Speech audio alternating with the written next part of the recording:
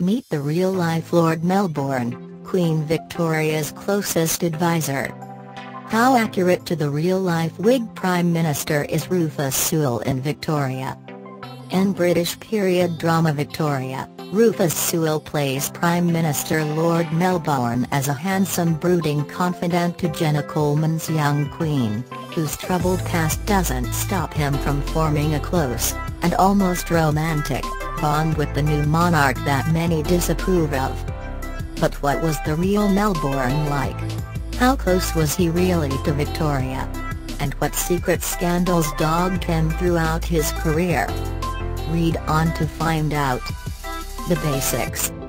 Born in 1779, William Lamb, later 2nd Viscount Melbourne, was educated at Eton and Trinity College, Cambridge, later falling in with some romantic poets, including Lord Byron and Percy Shelley, and serving in the Napoleonic Wars.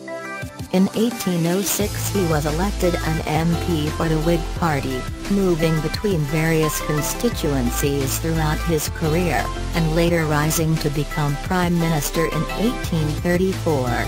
After being temporarily dismissed by King William IV, who preferred the rival Tory party, he led further governments from 1835–1841. Scandal. Lord Byron. After serving as an MP in various seats, Melbourne first came to unfortunate wider attention in 1812 after his wife Lady Caroline had an affair with poet and libertine Lord Byron, something referred to several times in the ITV series.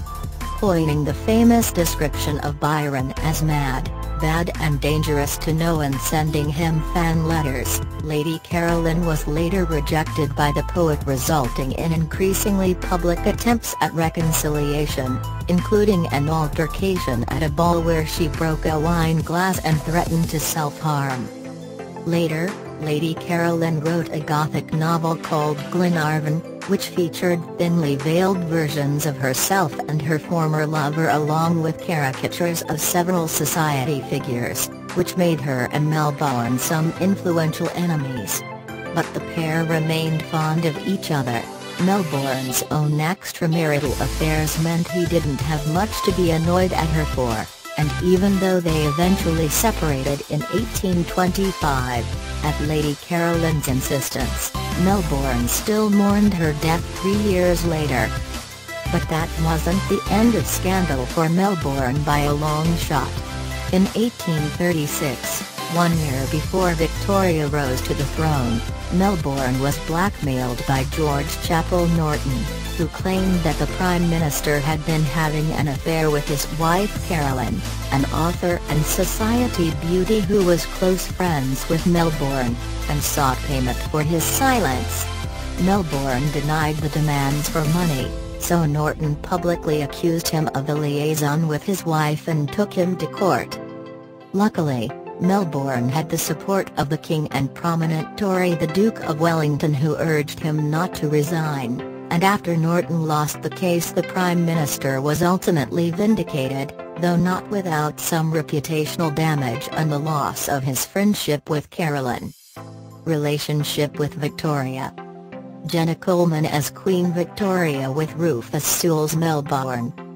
As portrayed in the TV series, Victoria and Melbourne were unusually close, with the Prime Minister spending 4 to 5 hours a day writing to her or visiting her and tutoring her in matters of politics. However, despite some rumors at the time that Victoria would marry Melbourne, their real-life relationship was probably a little less romantic than how it's portrayed in ITV's version.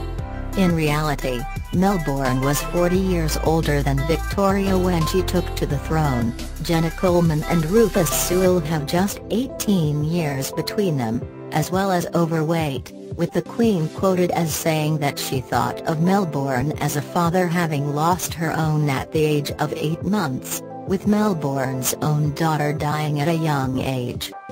But it is true that Victoria was so distraught at the possibility of Melbourne leaving office in 1839, as is depicted in the ITV series' second-ever episode, that she nearly caused a constitutional crisis nicknamed the Bedchamber Crisis, refusing to replace members of her Whig entourage with Tories at the behest of Sir Robert Peel, who was to replace Melbourne as Prime Minister, and causing Melbourne to cancel his resignation.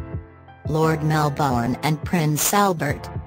When Melbourne's Whigs lost the general election in 1841, he stepped down as Prime Minister, and while Victoria continued writing to him afterwards, the correspondence eventually ended as it was seen to be inappropriate. In any case, after marrying Prince Albert in 1840, the Queen had less need for Melbourne's advice, and their relationship cooled over the years, which some historians have said was upsetting for Melbourne.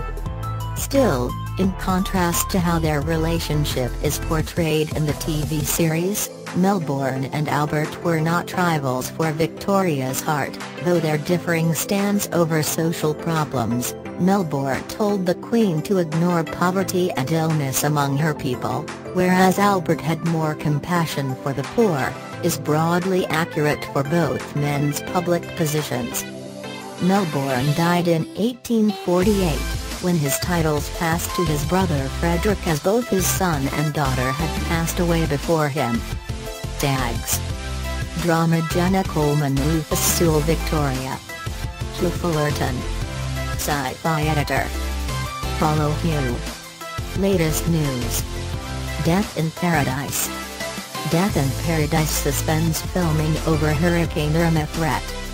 13,773,845 low_re Celebrity MasterChef. Reverend Kate Botley, shared family meals may be rare but they're worth it. Coronation_Street_group_shot. Coronation Street, 6th episode to be shown on Wednesdays from 20 September.